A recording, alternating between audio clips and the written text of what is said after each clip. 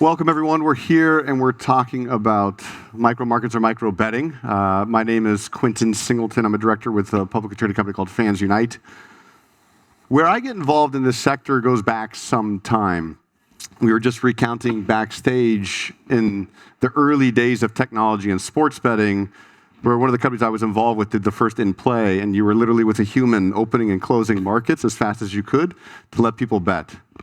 And that's important to think about because it's only been 6, 7, 8 years, less than 10 years since that was the state of technology in this space. And what's important about what the panelists and I will talk about today is that content is king no matter what type of gaming there is. The level of content that is being required in sports betting around the world at scale is getting to a point, and already I think has surpassed the point of human intelligence and the ability to do it as we used to. So that's why I'm excited today to introduce each of the panelists. We're going to go one by one, starting probably here with Kelly, Tomash, and then Adam. Let's do a quick introduction, talk about the different ways you're approaching micro markets, and then we'll go into a discussion. All right. Hey, everybody. Is this a little loud? I think it's good. It's all right? Yeah, you're fine. All right. I'm Kelly Pracht. I'm CEO and co-founder at nVenue. And what we do is we apply high technology to deliver these micro bets. So what I used to do was design supercomputers for governments and predicting world weather patterns. And now we're applying that to sports. In its perfect situation where we're taking millions of data coming from the live action, turning it into bets that fans bet on in real time, or the micro bet. So our whole what we're doubling down on is that we design better bets that raise ROI using technology. Tomash Devenishek. I'm the CEO and founder of a company called Kero. Also a micro betting provider. I think what makes us quite unique is that we focus on what's called algorithmic curation. So our vision was never about creating a list of 60 or 70 or 100 markets and feeding that to operators or users as a static list, but rather figuring out what's actually contextual and engaging right now in the game, given what's happening in the game from a micro market standpoint, and then serving those types of markets to eliminate some of the user effort that exists today with any sportsbook product for that matter, but especially during the game, when people are looking to be entertained. So that's kind of the distinction. And in general, we also build micro markets. So I'm Adam Kaplan. I'm the Chief Operating Officer at SportsGrid. SportsGrid is the #1 sports genre free ad-supported streaming television channel, and really the only 24/7 sports betting channel in existence. We're distributed on over 30 platforms, all the connected TVs, OTT, streaming platforms, and just cover sports betting 24/7, 365. Let me do a quick poll. How many people are familiar with this term micro markets or micro betting from a sportsbook? Okay, so it's made its way. Some years ago, we were just talking about this, like not even 3, 4 years ago, trying to convince the marketplace that this would be a product that would be in demand was next to impossible. Now, I think today, this is probably one of the highest demanded products regardless of which way it's approached. Would you guys agree? Yeah, that and parlays, for sure. That and what? And parlays. And parlays. Now, I would argue this is probably technically more advanced than a parlay or an SGP. Naturally. But what we're talking about is more margin in the product. So why do you think, to the title of our session, guys, whoever wants to go first, why is this going to become the power tool for bookmakers? Why is this going to drive revenue? Why is it going to drive margin? So I'll start. I'll kick it off. Sorry about my mic. What we're doing here with microbets is we're replicating what fans are already doing. Fans have always done this. Like Quinton said, 6 years ago, books were doing this by hand, calling in, it's over and it's not. But why is it going to be successful? So right now, as betting increases in the U.S., micro markets have a real possibility of being 25 to 30% of all betting, period. And it's because it's what fans already do. We're digitalizing it, we're socializing it, and we're supplying it at scale, not just for one person. It's for everybody. So this opportunity to put out so many markets at one time means we can give a micro market and personalize it to you. That's important because fans are not all the same. So as we increase the markets out there, we increase personalization. We're just giving fans what they've always done and a way to do it. And that is why it's growing so big and so fast. In my view, there are three benefits. The first benefit is you can take a customer that traditionally would bet $10 a day with you and turn that 10 into 50. Now, how do you accomplish that? Well, you accomplish it by creating almost a casino-style, shorter feedback loop betting behavior, right? That's what happens with slots. So instead of the person betting $10 once, they might bet $3 15 times or something like that. So that's benefit number one, and that you are just creating much higher turnover from the same liquidity. So that's benefit A. I think benefit B is you can attract new types of players. Now, of course, if you talk to any operator, they'll say, well, we make most of our money from kind of our bigger clients. But then I would just send you right back to point number one. And then three, over time, I do believe that this convergence between the two things that I've talked about, parlays and kind of fast, rapid markets, will happen. And so that's where you might be able to kind of merge the two most exciting things. And so for those reasons, I think it's great. And in fact, we prove that out now. Like, we see that we grow people's in-play by 20% with the partners that we work with. So there's definitely money in them hills. Yeah, I mean, I think it was well covered, but the turnover is key, and then I think just the content that it creates, right? So being able to, if you're a sports book, turn your bets over instantly, that's a key part to being able to monetize at volume.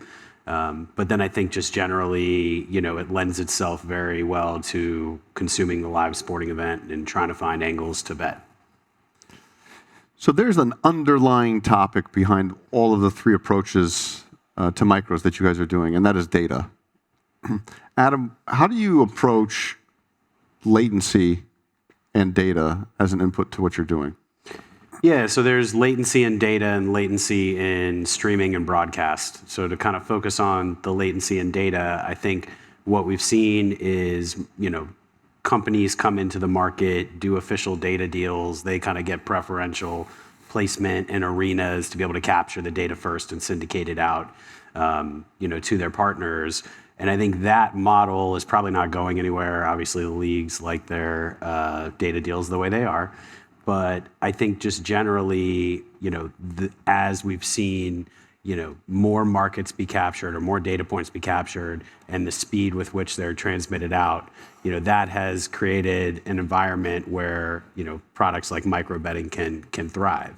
I think for us, what we try to do is we're really the only sports betting network, as we mentioned, but we're also one of the only providers that's doing in-game content, live every moment that there's sports available on TV to bet on. And so you can turn on our channel, watch In-Game Live, which is the name of the show, and our analysts will be breaking down the movements in the game, but also the movements in the markets and how the data is moving and where the opportunities are. So that's really how we harness it, from a broadcast and media streaming perspective. It's probably an important distinction to call out. I think generally when we use the word or phrase or name micro, we're not referring to the size of the actual bet. We're actually referring to the speed of time or the moment in time in which something takes place. And the more micro that we can do that at milliseconds or less to push something into the marketplace so someone can take a bet, that's really what we're talking about with micros. So Tomash, when you are curating a bet and driving that into a sports book, can you talk about the same thing, latency and data streaming? Obviously maybe is related, but you're not driving a streaming product. But I think it's important to understand how you're curating that in real time and driving specialty bets. Adam brought up a great point, because there's two types of latencies, one in data, but I think that affects all of us. And then the other one is in the streaming. So some people tend to be fixated on this, like I have to bet on something that's happening right now. But I think that that's not true at all. Because if you think about the user journey of somebody betting, they need 10 seconds to read the market, understand the market, price the market in their head, etc. So there's some buffer that has to exist. And for the most part, because of the streaming delay, the only people that you might be disadvantaging by requiring for there to be a buffer of, let's say, 15 seconds is people who are in arena. But that's a very small subset, right? Most basketball games or whatever, it's 15,000 people, but globally you have a lot, like millions of people watching that game. So how we think about it is through the user journey. We lean on the user journey. So our data is real time, our resolving is real time, the unpublishing of markets or publishing of them is real time, but we try and always make sure that the user has enough time. The user at the other end of the sports book has enough time to engage with that market. So to us, the latency in the broadcast is typically not the biggest deal if it's not 6 minutes or something, because you always do want to create some time for that market to be consumed. And just to hit really quickly on the latency in broadcast and streaming, because this is one of the areas that SportsGrid is innovating with platforms in ways that I think no other companies are. Traditionally, you've got your linear broadcast and the delay would be roughly 30 seconds. In the early days of streaming, a lot of channels were seeing multi-minute, sort of latency. We've been able to work with each of our partners and in a lot of cases, get streaming latency down to between 30 and 45 seconds, which is close to where linear is. And so I think as that continues to come down, as more and more streaming platforms continue to embrace low latency techniques and work with partners like us to do so, it's only going to create a better groundswell for micro betting. And the data's not perfect, right?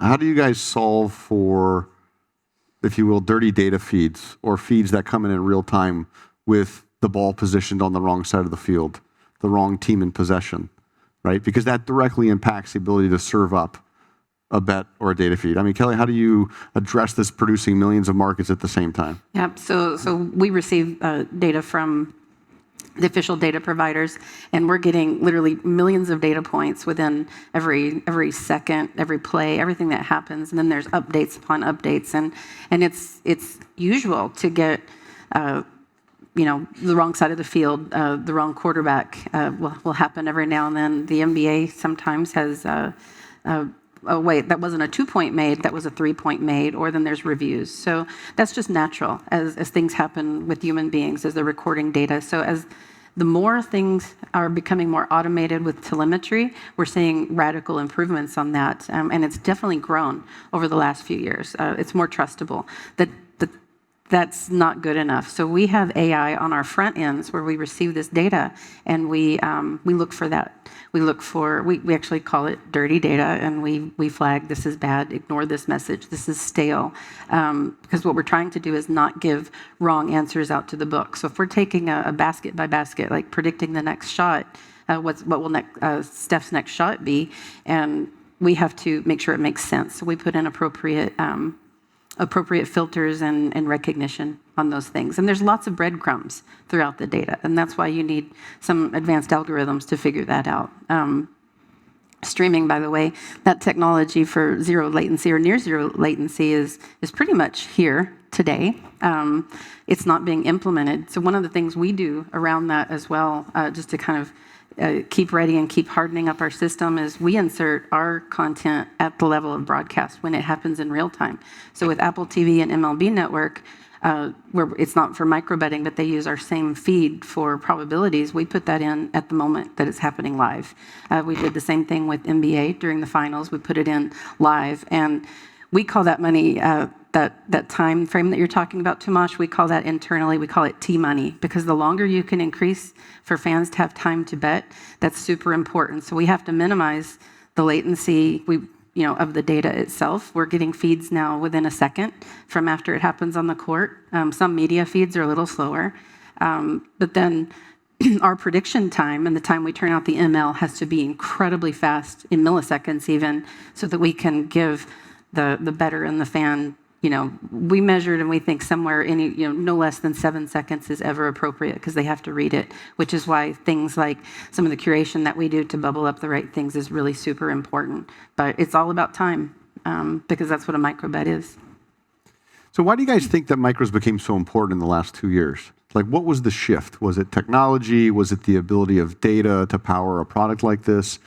It's been something that I've been involved in on the development side for more than 5 years now. But then there was almost like a light bulb went on about 2 years ago. Do you guys have was there anything that came out that just was that change? I kind of have my own idea, but I'm trying to figure out, like, all of a sudden, I think last year it was, about 18 months ago, it's like it really went like wildfire. And I don't know if it was on the trails of SGP. I think there was a lot of things. I want to hear, what did you guys think? Why did you get into this? I mean, real quick, and then I'll turn it over to the experts. I mean, from my perspective, it's, kind of a culmination of factors, right? So we already talked about data latency, streaming latency. I think those improving, that's a factor, right? I think accessibility, companies like nVenue and other micro betting companies in the space making it more available. And oh, by the way, Jake Paul coming into the space probably doesn't hurt either, and talking about it, so. I think it's a combination of factors. One is just society in general is trending towards shorter bites contents, and that's true of every other part of our life. Therefore, why would that not be true of the sports betting realm? But I think the other, which has nothing to do with us, is less states are going live, and so people have time to focus on how to improve their products versus launching their brands in new states, and that I think certainly was one of the factors. I wonder too if it's not operators and books needing to differentiate too. So there wasn't a lot of growth in the types of bets. And then all of a sudden, the first micro bet was taken in August of 2021 through DraftKings with MLB. And that's really when the spigot turned on. And so then all of a sudden it was possible. And then people were asking, so before August of 2021, we heard a lot of, that's a nice idea. What a great job you guys have done so far. We had our platform well before then. And we were, working on it and developing it. Then all of a sudden we didn't have to prove it to people anymore. It was there and it's happening. And kudos to those first movers who did that for us. Now, 2 years later, we see that everybody wants more as it's been adopted more and more. And now, it's just sheer demand and differentiation. And I think things like micro parlays are going to be really exciting. And we have lots more to innovate. There's so much more than just putting out the same micro bet. So our challenge now is, now that this is being adopted, to go and innovate the next things. Micro parlays, new types of bets, new bet windows, new technology to maximize ROI, like figuring out ways to make things safer for the book and more fun for the fan. So this is the more we keep innovating and making it exciting, we're going to keep on that train. It doesn't stop. So if you guys had to predict how big this could be as a segment of sports betting content, generally speaking, pre-game, in-play, or pre-match, if you will, in running or live, and if we think about this in the second half of that bucket, right? So we're in the in-play live bucket. How big could micros as a segment grow into that? I think of in-play, it'll be 30 to 50%. We see that already. We see that we cannibalize the existing in-play, but then we grow the whole thing by 20 to 30%. So on the in-play side, do you do a 20-80 split, or do between pregame and running, or do you do something else? Eat some of the in-play and then grow the whole thing. So it ends up being somewhere between 30 and 50. 30 and 50 of the total 100 then? Of the total 100 of the in-play. Yeah.